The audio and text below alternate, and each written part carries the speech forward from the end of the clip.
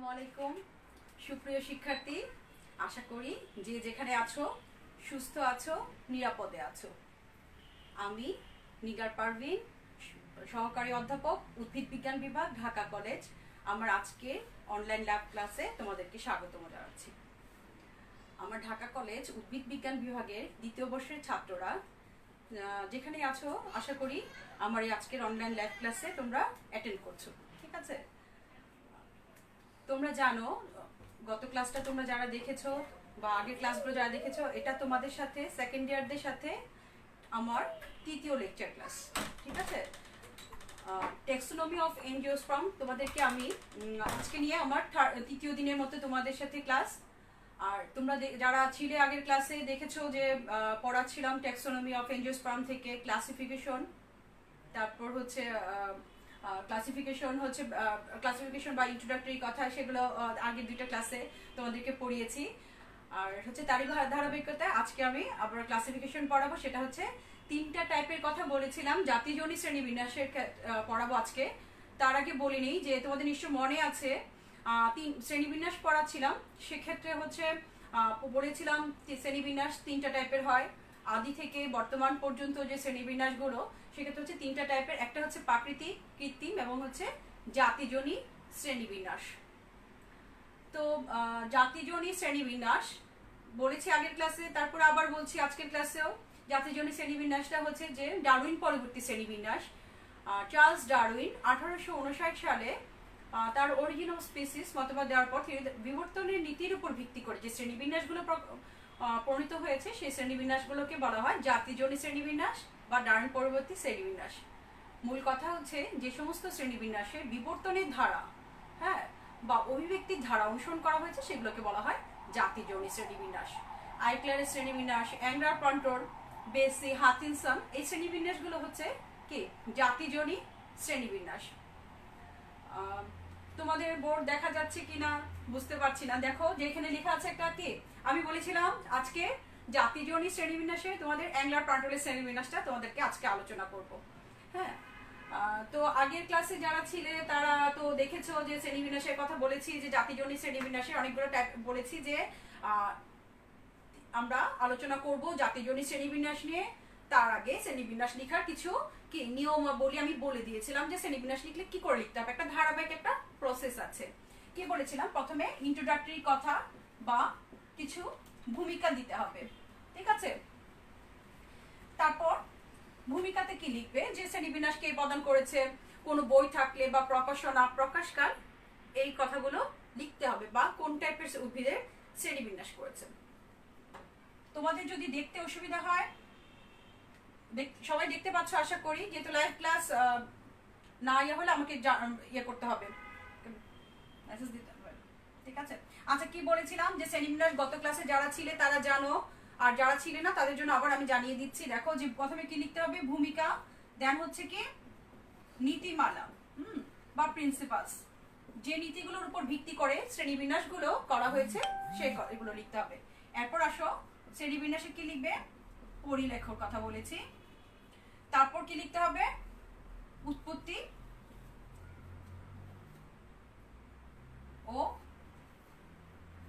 অভিব্যক্তি। তারপর আসো কি লিখবে, সমালোচনা। আচ্ছা আমি বলে দিচ্ছি, হয়তো নিচের লেখাটা তোমাদের দেখা যাচ্ছে কিনা আমি জানি না, বলে দিচ্ছি। দেখো শ্রেণীবিন্যাসের কথা কি বলেছি, প্রথমে ভূমিকা লিখবে, দেন হচ্ছে নীতিমালা। নীতিমালাতে হচ্ছে যে যে সমস্ত বৈশিষ্ট্যের উপর ভিত্তি করে শ্রেণীবিন্যাসটা করা হয়েছে সেইগুলো। তারপর হচ্ছে পরিলেখিত লিখবে, কি শ্রেণীবিন্যাসটাতে মানে কি কি ভাগে ভাগ করা হয়েছে, এটা একটা সংক্ষিপ্ত রূপ থাকে। অনেক সময় আলাদা করে ওই কোশ্চেন গুলো আসে, যখন আসে পরীক্ষাতে নীতিমালা লিখো, ধরো একটা মেনশন করে দিল অ্যাংলার প্লান্টোরের শ্রেণীবিন্যাসের নীতিমালা লিখো, বা পরিলেখটা লিখো, বা উৎপত্তি এবং অভিব্যক্তি ধারাটা লিখো। এভাবে আলাদা করে পয়েন্ট আউট করে আসতে পারে, বা আবার একত্রে করেও আসতে পারে। আচ্ছা, যেটা বলছিলাম পরিলেখতে লিখবে যে মোটামুটি সংক্ষিপ্ত ডেসক্রিপশন শ্রেণীবিন্যাসের, ওটা লিখতে হবে, কয়টা ভাগে ভাগ করা হয়েছে, কি কি করা হয়েছে। এরপর আসো উৎপত্তি এবং অভিব্যক্তি। উৎপত্তি অভিব্যক্তি যেটা বললাম যে এটা তো জাতি জনিত শ্রেণীবিন্যাস, সেক্ষেত্রে এখানে কি লিখতে হবে? উৎপত্তি এবং অভিব্যক্তির ধারা, বিবর্তনের ধারাটা অনুসরণ করতে হবে। এখানে লেখা হয়েছে যে কোনটা আদি কোনটা উন্নত, এরকম একটা ধারা বা পূর্বপুরুষটাকে, সেটার উপর ইয়ে করতে হবে। এরপর আসো সমালোচনা। সবকিছুরই ভালো মন্দ দিক আছে, তো এখানে শ্রেণীবিন্যাসের ক্ষেত্রে সমালোচনার মধ্যে লিখবে হলো ভালো দিক এবং হচ্ছে কি মন্দ দিক। ঠিক আছে, এই হলো সামগ্রিক যে শ্রেণীবিন্যাসে যে লেখার প্যাটার্নটা, সেটা হচ্ছে এরকম। যখন কিনা সম্পূর্ণ শ্রেণীবিন্যাসটা আসবে, সেক্ষেত্রে তোমাদেরকে পুরোটাই লিখতে হবে।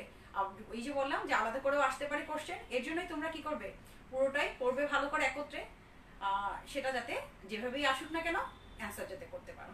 ঠিক আছে, আরেকটা জিনিস, এই যে অনলাইন ক্লাসগুলো হচ্ছে, কে কোথায় আছো দেখতে পাচ্ছ না কিনা জানি না, আমি হয়তো ইয়া করবো যে তোমরা এই ক্লাসগুলো অবশ্যই গুরুত্ব সহকারে দেখবে। কারণ হচ্ছে এরকম আমাদের যে বর্তমানে যে সংকটময় অবস্থাটা চলছে, আমি একটু কথার মাঝে মানে ক্লাসের মাঝখানে একটু কথা বলে নিচ্ছি যে যেটা হচ্ছে যে এই পরিস্থিতিটা কতদিন চলবে আমরা অত জানি না। আর এই ক্লাসগুলো অবশ্যই তোমাদের গুরুত্ব সহকারে দিতে হবে, কারণ খোলার পরে হয়তো পরীক্ষা শুরু হবে বা হচ্ছে তোমাদের হচ্ছে যে সময় কতটুকু পাওয়া জানি না। অবশ্যই ক্লাসগুলো গুরুত্ব সহকারে তোমাকে ফলো করতে হবে। এখন আছে ক্লাসগুলো এখানে দেখে নিতে পারো, বা পরবর্তীতে যখন চাইলে ক্লাসগুলো থেকে যাবে, আসলে লাইভ ক্লাসের এগুলো থেকে যায় ফেসবুকে, দেখতে পারো পরবর্তীতে, এবং বইয়ের সাথে মিলিয়ে নিলে আশা করি তোমাদের ক্লিয়ার হয়ে যাবে। কথা কতটুকু ক্লিয়ার হচ্ছে সেটাও বুঝতে পারছি না কিন্তু। আচ্ছা, যেটা বলছিলাম যে পড়াবো কোনটা, অ্যাংলার প্রান্টলের শ্রেণীবিন্যাস, যেটা হচ্ছে যে জার্মান বিজ্ঞানী, জার্মানির বার্লিন বিশ্ববিদ্যালয়ের দুজন অধ্যাপক অ্যাডলফ অ্যাংলার এবং হচ্ছে কার্ল অ্যাংলার প্রান্টল, দুজন সহকর্মী উদ্ভিদ বিজ্ঞানী, তারা দুজনে মিলে একটা শ্রেণীবিন্যাস প্রদান করেছে, যেটাকে বলা হয় যে একটা কি জাতিজনিত শ্রেণীবিন্যাস। এই দুইজন যাদেরকে এই শ্রেণীবিন্যাসটাকে বলা হয় যে অ্যাংলার অ্যান্ড প্রান্টলের শ্রেণীবিন্যাস। দুইজন জার্মান বিজ্ঞানী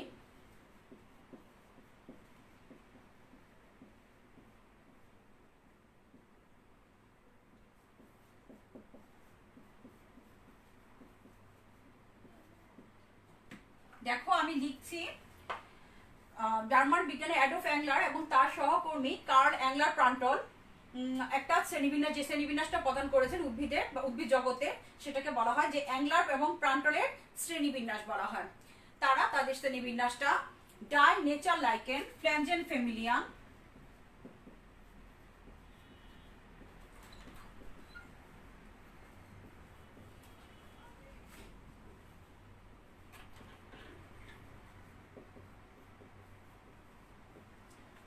ডাই নেচার লাইকেন ফ্ল্যাঞ্জেন ফ্যামিলিয়ান নামক বইতে তাদের শ্রেণীবিন্যাসটা প্রকাশ করেন। বইটি ছিল 20 খণ্ডে প্রকাশিত।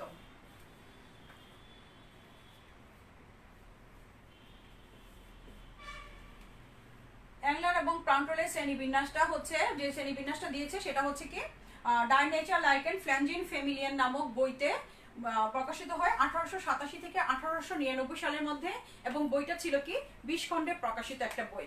এই বইয়ে তারা কি করেছে যে উদ্ভিদের যে শ্রেণীবিন্যাসটা করণ করেছে, সেখানে হচ্ছে কি প্রচলিত ধারার বাইরে যে কি জাতিজনিত শ্রেণীবিন্যাসের কথা বললাম, যে অনেকগুলো বিবর্তনের ধারাটাকে অনুসরণ করেছেন। বিশেষত যে এখানে অভিব্যক্তির ধারার কথা হচ্ছে যে সরল থেকে, ওনারা কি করেছেন দুইজনে উদ্ভিদ জগৎকে সরল থেকে জটিল দিকে, আদি থেকে উন্নত, এই ধারাটা তারা অনুসরণ করেছেন। এই শ্রেণীবিন্যাসটা বেশ গ্রহণযোগ্য ছিল প্রথম দিককার জাতিজনিত শ্রেণীবিন্যাস, এবং ইন্টারন্যাশনাল বোটানিক্যাল কংগ্রেসে এই শ্রেণীবিন্যাসটা কি হয়েছে গ্রহণযোগ্য ছিল। বাংলাদেশ, ইউরোপ, আমেরিকা একটা সময় এই জিনিসটা যদিও পুরোপুরি ত্রুটিমুক্ত নয়, তারপর এটা বেশ গ্রহণযোগ্য একটা জাতিজনিত শ্রেণীবিন্যাস, যেটা বললাম যে ইন্টারন্যাশনাল বোটানিক্যাল কংগ্রেসে এই শ্রেণীবিন্যাসটা স্বীকৃত। এই শ্রেণীবিন্যাসে তারা কি করেছেন যে সুস্পষ্টভাবে অভিব্যক্তির ধারা অনুসরণ করেছেন, সরল থেকে উন্নত বা আদি থেকে সরল থেকে জটিল কিংবা আদি থেকে উন্নত বিবর্তনের ধারাটা এই অনুসারে কি তারা লক্ষ্য রেখে করেছেন, পূর্বপুরুষের প্রতি লক্ষ্য রেখে করেছে, যেটা বললাম যে আদি থেকে উন্নত এই ধারাটা অনুসরণ করেছেন। তো এই শ্রেণীবিন্যাসে ওনারা কি করেছে যে অনেক ক্ষেত্রে শনাক্তিনামা সংযোজন করেছে। শনাক্তিনামা বা কি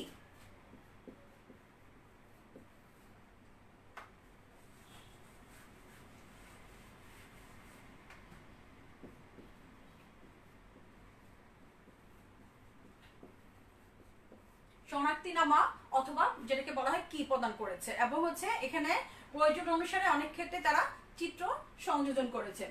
তো এই শ্রেণীবিন্যাসে ওনারা যে মোটামুটি যেটা বললাম যে এটা একটা কি ডাই নেচার লাইকেন, প্রথমে তোমাকে কি বললাম যে ইন্ট্রোডাক্টরি কথা যেখানে লিখবে সেখানে লিখবে যে জার্মান বিজ্ঞানী অ্যাডলফ অ্যাংলার এবং কার্ল অ্যাংলার প্রান্টল, ওনারা হচ্ছে কি বার্লিন বিশ্ববিদ্যালয়ের অধ্যাপক ছিলেন। তারা 1887 থেকে 1899 20 খণ্ডে প্রকাশিত বই ডাই নেচার লাইকেন ফ্লেঞ্জেন ফ্যামিলিয়ার নামক বইতে উদ্ভিদ জগতের যে শ্রেণীবিন্যাস করেন তার জাতিজনী শ্রেণীবিন্যাস নামে পরিচিত। ঠিক আছে, যাকে বলা হয় অ্যাংলার এবং প্রান্টলের শ্রেণীবিন্যাস। এবার আসো শ্রেণীবিন্যাসের নীতিমালা।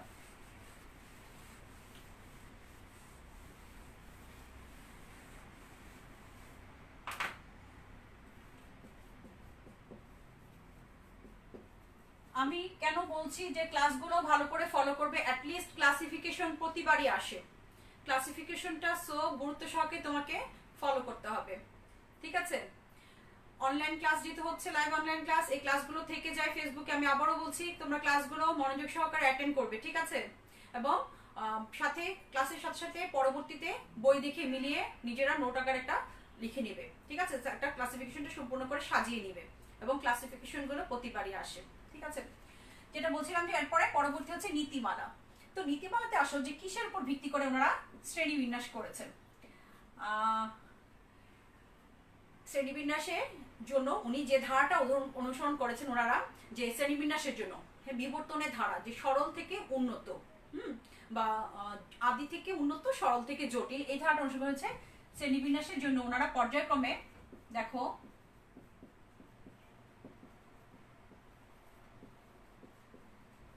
প্লান্ট কিংডম,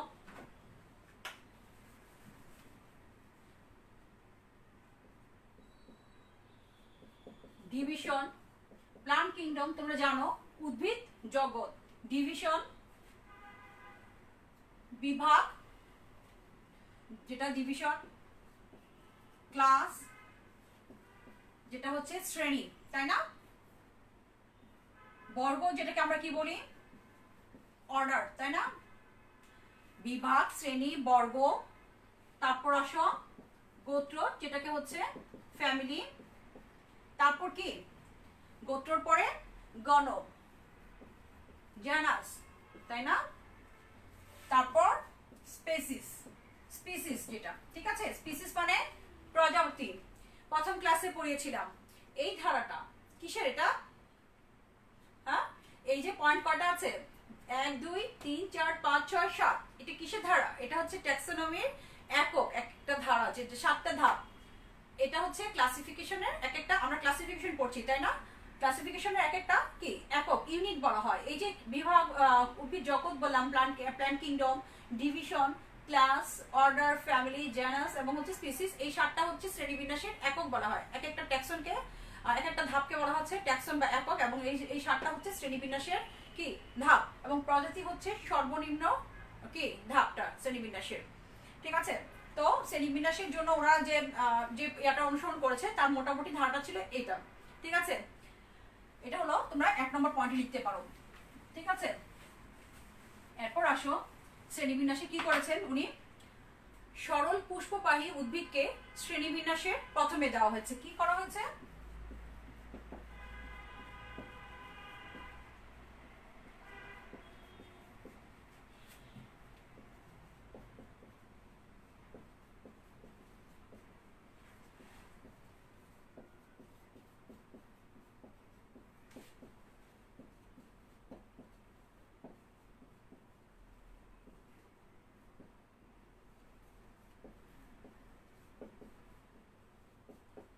সরল পুষ্পবাহী উদ্ভিদকে শ্রেণীবিন্যাসে প্রথমে রাখা হয়েছে।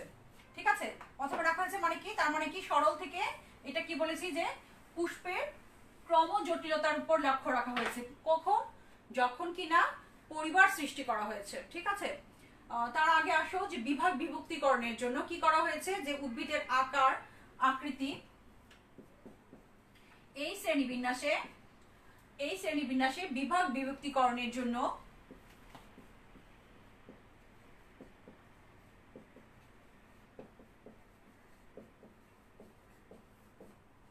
বিভাগ বিভক্তিকরণের জন্য উদ্ভিদের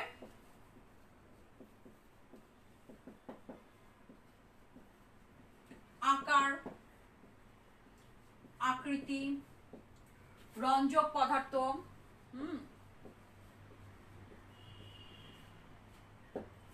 ফ্লাজেলা,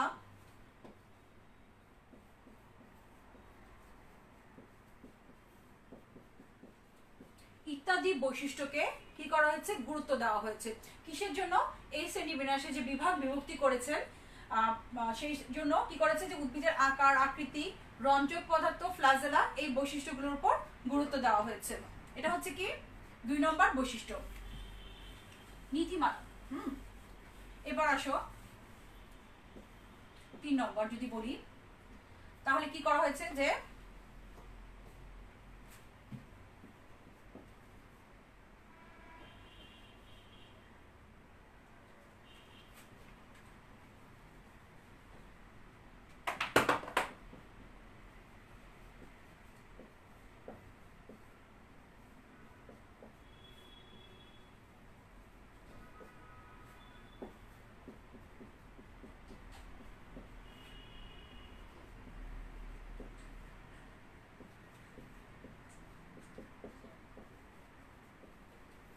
কি বললাম, বহু সংখ্যক মানে অসংখ্য বা অনেক পরিমাণের দিক থেকে, এবং হচ্ছে মুক্ত পুষ্পপত্রকে আদি এবং হচ্ছে যুক্ত পুষ্পপত্রকে কি করা হয়েছে, উন্নত ধরা হয়েছে।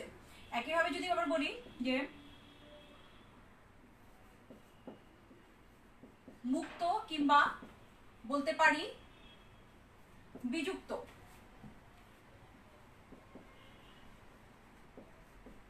দলমণ্ডল যুক্ত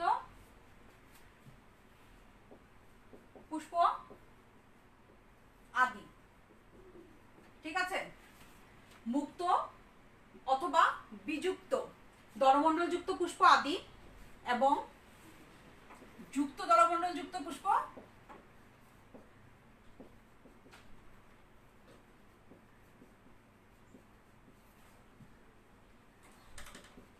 এবং যুক্ত দলমণ্ডল যুক্ত পুষ্পকে উন্নত ধরা হয়েছে।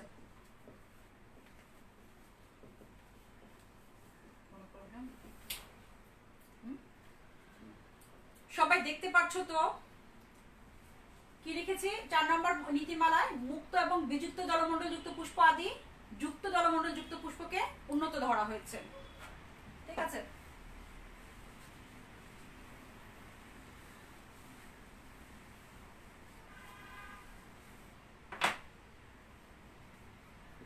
পাঁচ নম্বর পয়েন্টে আসো,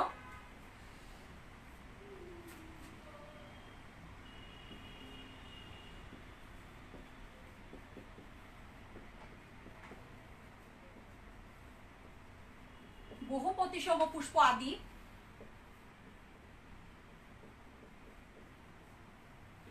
এবং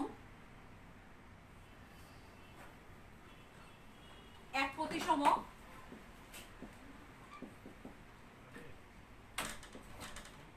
পুষ্পকে উন্নত ধরা হয়েছে,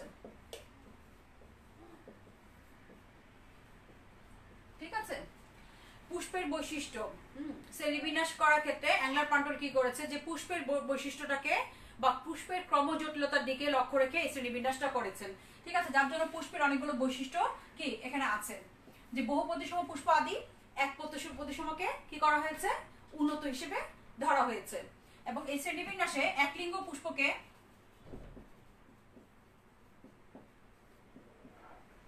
তোমরা জানো বহুপতিসমটা যে কোনো ভাবে কর্তন করা যদি ভাগ করা হয় সেটাকে, যে অনেকগুলো সমান অংশে ভাগ করা যায় সেটাকে বলা হয় বহুপতিসম, ঠিক আছে। আর একপতিসম কি,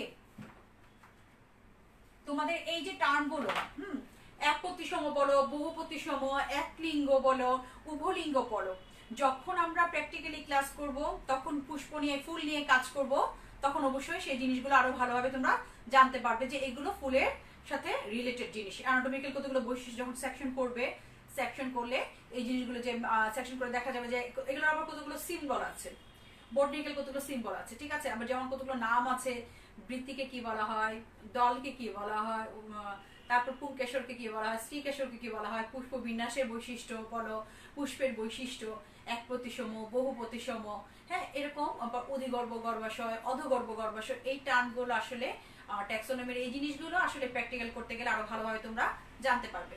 ঠিক আছে, কি বলছিলাম যে বহু প্রতিসম পুষ্প আদি এক প্রতিসমকে উন্নত ধরা হয়েছে। এক লিঙ্গ পুষ্পকে এই শ্রেণী বিন্যাসে অ্যাংলার কন্ট্রোল কি করেছে, এক লিঙ্গ পুষ্পকে উন্নত বলেছেন। ঠিক আছে, সরি, এক লিঙ্গ পুষ্পকে আদি বলেছে, আদি, এবং উভলিঙ্গ পুষ্পকে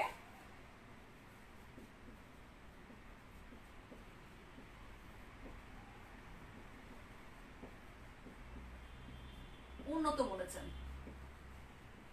ঠিক আছে, এরপর আসলে নীতিমালা অনেকগুলো পয়েন্টই আছে, তোমাদের মোটামুটি পড়তে হবে, 8-10টা পয়েন্ট আছে এরকম। নীতিমালাতে কি বলেছি যে এক লিঙ্গ পুষ্প আদি এবং উভলিঙ্গ পুষ্পকে উন্নত ধরেছে। অধিগর্ভ গর্ভাশয়,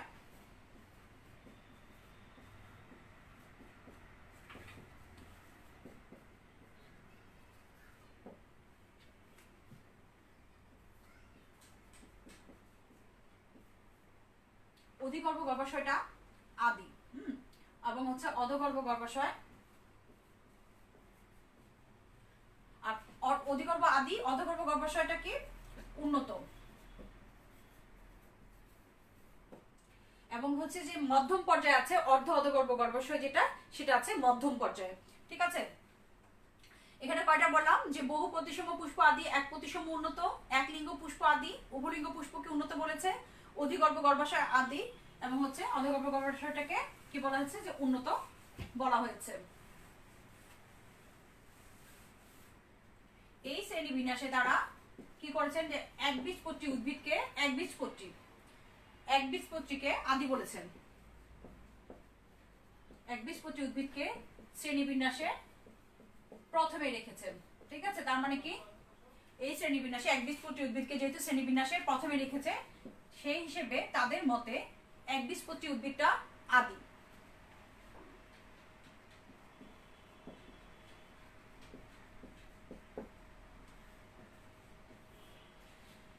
বৃহত্তর একক সৃষ্টিতে এই যে শ্রেণীবিন্যাসের কথা বললাম যে এককগুলো, যেমন প্লান্ট কিংডম, তারপর হচ্ছে বিভাগ, শ্রেণী, বর্গ, গোত্র, গণ, প্রজাতি, এইগুলো ক্ষেত্রে মানে বৃহত্তর কোনো একক সৃষ্টিতে ওনারা কি করেছে যে উদ্ভিদের প্রকৃতি, তারপর হচ্ছে দলমণ্ডলের সংখ্যা, বীজপত্রের সংখ্যা, এই বৈশিষ্ট্যগুলোকে গুরুত্ব দিয়েছেন। এই শ্রেণী বিন্যাসে বৃহত্তর একক সৃষ্টির ক্ষেত্রে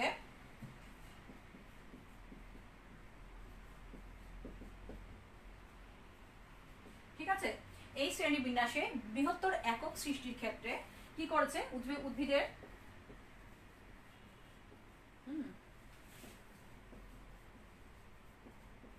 বীজপত্রের সংখ্যা, মানে এক বীজপত্রী না দ্বিবীজপত্রী, এরকম বীজপত্রের সংখ্যা, দলমণ্ডলের সংযুক্তি বা বিযুক্তি, এই বৈশিষ্ট্যগুলোকে ওনারা একক হিসেবে ধরেছে, নীতিমালা হিসেবে ধরেছেন। কোনটা, যে বৃহত্তর একক সৃষ্টিতে কি করেছে যে উদ্ভিদের আকৃতি, বীজপত্রের সংখ্যা, দলমণ্ডলের সংযুক্তি বা সংখ্যাটা, সেই বৈশিষ্ট্যগুলোকে শ্রেণীবিন্যাসে নীতিমালা হিসেবে ধরেছেন। কয়টা লিখেছি দেখতে পেরেছো? 9টা লিখেছি কিন্তু।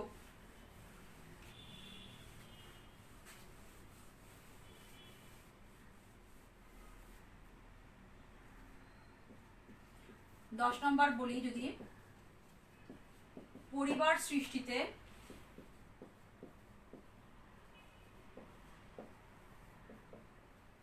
পুষ্পের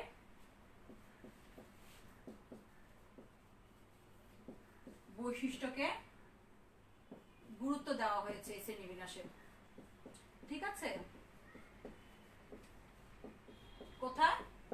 পরিবার সৃষ্টির ক্ষেত্রে কি করা হয়েছে যে পুষ্পের বৈশিষ্ট্যকে গুরুত্ব দেওয়া হয়েছে। অ্যানাদার পয়েন্ট, একটা ইম্পর্টেন্ট পয়েন্ট, যেটা তোমার কিনা পরবর্তীতে এই যে এখন যে পয়েন্টটা লিখবো সেই পয়েন্ট আবার উৎপত্তি এবং অভিব্যক্তির সাথে যখন এই পয়েন্টটা অবশ্যই লিখতে হবে, যার জন্য এই পয়েন্টটাকে কি একটু আলাদা করে লিখলাম, যেটা হচ্ছে যে উপর লাইনটা মুছে দিচ্ছি, ঠিক আছে।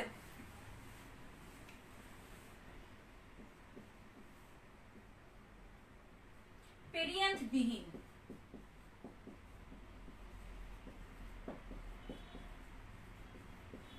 তোমরা খেয়াল করো এই বৈশিষ্ট্যটা যেটা বললাম যে 11 নম্বর পয়েন্টটা, এটা আবার যখন কিনা অ্যাঙ্গুলার পার্টিকুলার শ্রেণীবিন্যাসের উৎপত্তি এবং অভিব্যক্তি পড়বে সেম লাইনটা আবার তোমাকে লিখতে হবে, যার জন্য এটা একটু আলাদা করে লিখে দিলাম। দেখো যে পেরিয়ান্থ বিহীন, পেরিয়ান্থ মানে কি পুষ্পপুট, ঠিক আছে। পেরিয়ান্থ হচ্ছে পুষ্পপুট, যখন কি না বীতি এবং দলকে আলাদা করা যায় না সেখানে সে সমস্ত পুষ্পকে বলা হয় পেরিয়ান্থ যুক্ত পেরিয়ান্থ বা পুষ্পপুট, যখন বীতি এবং দলকে কি আলাদা করা যায় না, ঠিক আছে, সেটা হচ্ছে কি পেরিয়ান্থ। পেরিয়ান্থ বিহীন ক্যাটকিন মঞ্জুরিতে অবস্থিত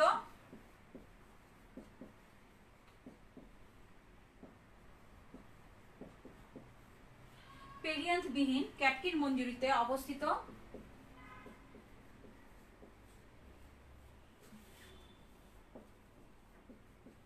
পুষ্পকে আদি ধরা হয়েছে, ঠিক আছে। কি বলেছি, পেরিয়ান বা পুষ্পপুট বিহীন ক্যাটকিন মঞ্জুরিতে অবস্থিত পুষ্পকে বলা হয়েছে কি আদি বলা হয়েছে। এই মোটামুটি হচ্ছে কি 11টা নীতিমালা বললাম শ্রেণীবিন্যাসের, ঠিক আছে।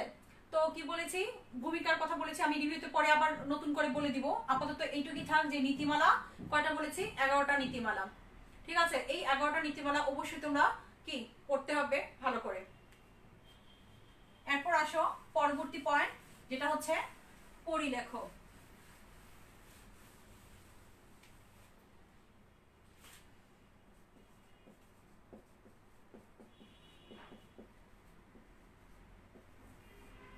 অ্যাংলার পান্টলের শ্রেণীবিন্যাসের পরিলেখ। অ্যাংলার পান্টল সমস্ত উদ্ভিদ জগৎকে মানে প্লান্ট কিংডমকে কি করেছে যে 13টা বিভাগে ভাগ করেছে, ঠিক আছে। সেই বিভাগের মধ্যে হচ্ছে যে 10টাই কিনা শৈবালের, একটা ছত্রাকের, আর হচ্ছে আরেকটা যেটা বিভাগ করেছে আমি লিখবো তার আগে একটু বলে নিচ্ছি যে যেটা হচ্ছে একটা বিভাগে আছে যে 2টা উপবিভাগ, যেমন হচ্ছে জিমনোস্পার্ম এবং এনজিওস্পার্ম, এই দুইটাকে একত্রে করে একটা বিভাগ, এমব্রায়োফাইটা সাইফোনোগামা এবং ব্রায়োফাইট এবং টেরিডোফাইট, এই দুইটাকে দুইটা আলাদা করে দুইটা উপবিভাগ বলে একই বিভাগ এমব্রায়োফাইটা অ্যাসাইফোনোগামাতে স্থাপন করেছে, ঠিক আছে।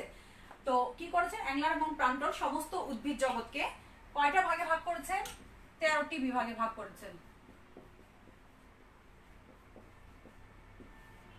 13টি বিভাগে শ্রেণীবিন্যাসে সমস্ত উদ্ভিদ জগৎকে কয়টি ভাগে ভাগ করেছেন, 13টি বিভাগে ভাগ করেছেন। বিভাগগুলো দেখো,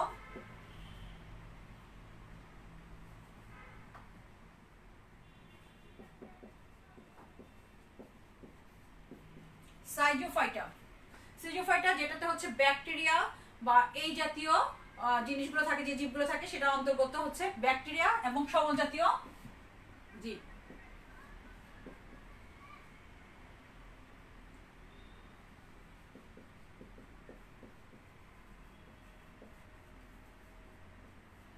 ব্যাকটেরিয়া অথবা সবল জাতীয় জীবগুলোকে একত্রে করে কি করেছেন উনি, সাইজোফাইটা একটা বিভাগে স্থাপন করেছেন। নাম্বার 2 হচ্ছে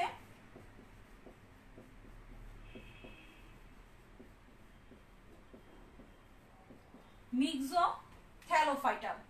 মিক্সোথ্যালোফাইটা তোমরা প্রথম বর্ষে পড়ে এসছো না ছত্রাকে মিক্সোমাইসিটিস, সেই মিক্সোমাইসিটিসের কি ছিল যে স্লাইম মোল্ড বলা হতো, তাই না। মিক্সোমাইসিটিসকে যে নগ্ন স্লাইম মানে ইয়াটা যেটা একটা স্লাইম বা আঠালো পদার্থ মিশ্রিত হতো সেটা থেকে সেই শ্রেণী ছত্রাককে সেটাকে বলা হয় মিক্সোমাইসিটিস। তো এখানে হচ্ছে স্লাইম জাতীয়, যদিও এটা একটা শৈবাল গ্রুপের, এটাকে বলা হচ্ছে যে কি মিক্সোমাইসিটিস শ্রেণী যে স্লাইম মোল্ড স্লাইম টাইপের এগুলো, এটাও একটা ইয়ার মধ্যে পড়ে, মধ্যে একটা বিভাগের মধ্যে পড়বে, যেটা হচ্ছে কি স্লাইম জাতীয় জিনিস এখানে, ঠিক আছে। স্লাইম মিক্সোথ্যালোফাইটা হচ্ছে কি স্লাইম জাতীয় পদার্থ, ঠিক আছে, যেগুলো পুষ্টি এর মধ্যে অন্তর্ভুক্ত।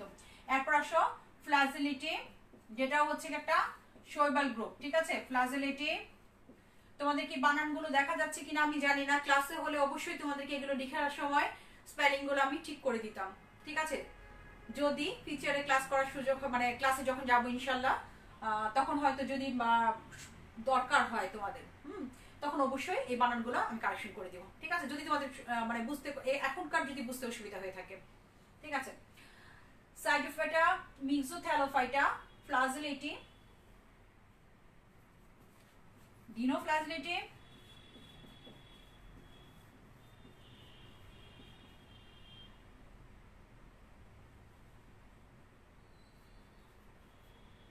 ঠিক আছে। কয়টা লিখেছি এখানে? সাইডোফাইটা, মিক্সোথ্যালোফাইটা, ফ্লাজেলেটি, ডিনোফ্লাজেলেটি। আমি মুছে দিব, এই পাশে লেখা শেষ হলে কিন্তু আমি মুছে দিব, ঠিক আছে। বোর্ড দেখা যাচ্ছে কিনা দেখো।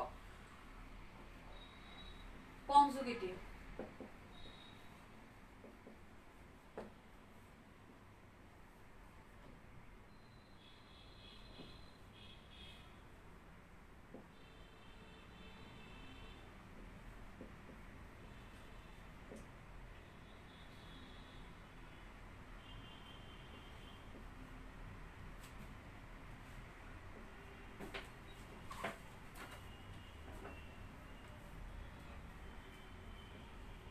বেসিলারিওফাইটা,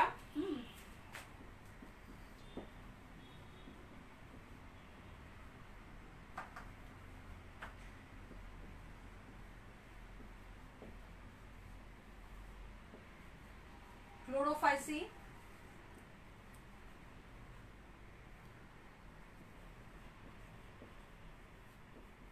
ক্যারোফাইটা, ইউমাইসিটিস,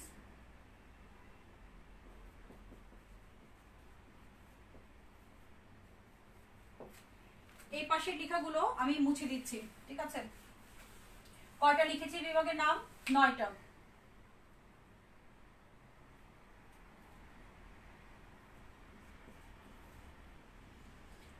ফিওফাইসি, কি নামগুলো পরিচিত না তোমাদের? ফিওফাইসি, তারপর ক্লোরোফাইসি, বেসিলারিওফাইটা। ফিওফাইসি যেটা কি আমরা কি বলি, যে তোমরা জানো যে ফিওফাইসি শ্রেণীটা একটা শৈবালের শ্রেণী, বাদামি শৈবালের শ্রেণী একটা, ঠিক আছে। তারপর হচ্ছে কি রোডোফাইসি,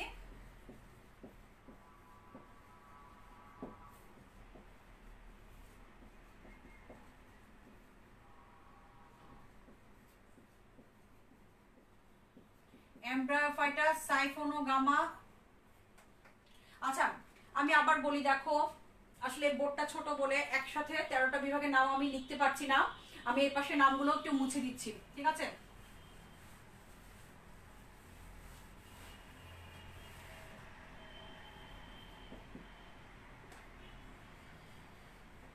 এই এটাও মুছে দিই, দেখো ফিওফাইসি, রোডোফাইসি, 11 নাম্বার হচ্ছে কি রোডোফাইসি। 12 নাম্বারটা আমি আবার লিখছি, দেখো যেহেতু ওই বিভাগে 2টা করে উপবিভাগ আছে, সো স্পেস লাগবে, ঠিক আছে। একটা হচ্ছে এমব্রায়োফাইটা, অ্যাসাইফোনোগামা,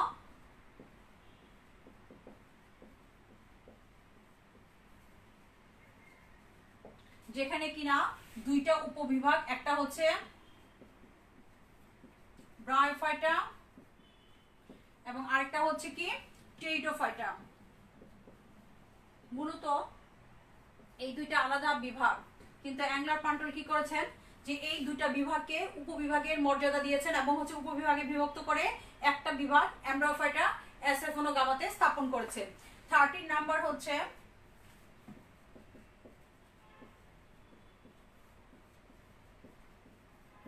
এমব্রায়োফাইটা, সাইফোনোগামা,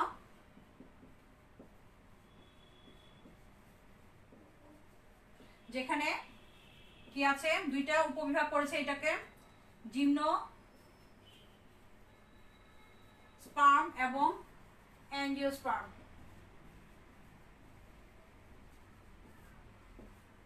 এই 2টা জিমনোস্পার্ম এবং এনজিওস্পার্ম এটা আলাদা বিভাগ, কিন্তু অ্যাংলার পান্টল কি করেছে, তারা তাদের শ্রেণীবিন্যাসে জিমনোস্পার্ম এবং এনজিওস্পার্মকে উপবিভাগের মর্যাদা দিয়েছেন। তারা তাকে এই 2টা এনজিওস্পার্ম এবং জিমনোস্পার্মকে উপবিভাগ ধরে উপবিভাগের মর্যাদা দিয়ে তারা কি করেছে যে এমব্রায়োফাইটা সাইফোনোগামা নামক একটা বিভাগে স্থাপন করেছে।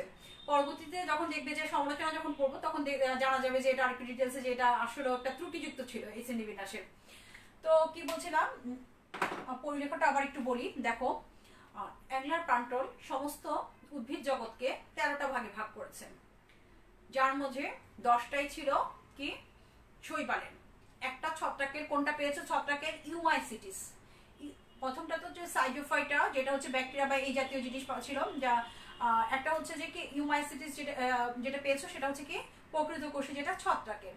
আর হচ্ছে যে এই দুইটা এমব্রায়োফাইটা অ্যাসাইফোনোগামা এবং হচ্ছে এমব্রায়োফাইটা সাইফোনোগামা, যেখানে উপবিভাগ করেছে কোনটাকে? জিমনোস্পার্ম এবং এনজিওস্পার্মকে উপবিভাগে বিভক্ত করে এই দুটাকে একত্রিত করে, এই উপবিভাগ দুটাকে একত্রিত করে একটা বিভাগ এমব্রায়োফাইটা সাইফোনোগামাতে স্থাপন করেছে।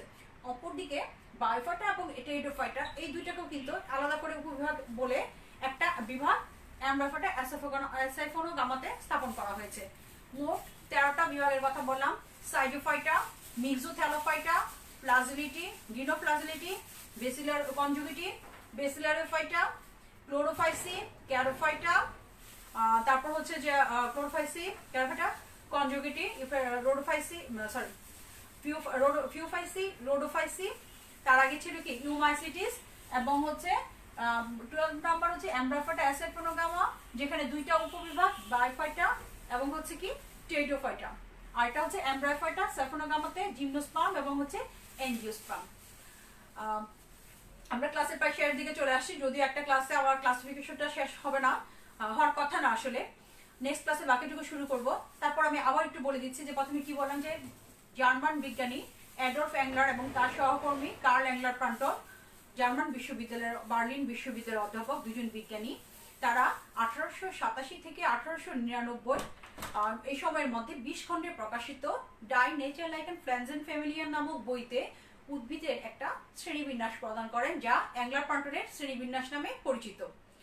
এটা প্রথম দিককার একটা জাতিজনীয় শ্রেণীবিন্যাস এবং হচ্ছে কি ইন্টারন্যাশনাল বোটানিক্যাল কংগ্রেসে এটা স্বীকৃত।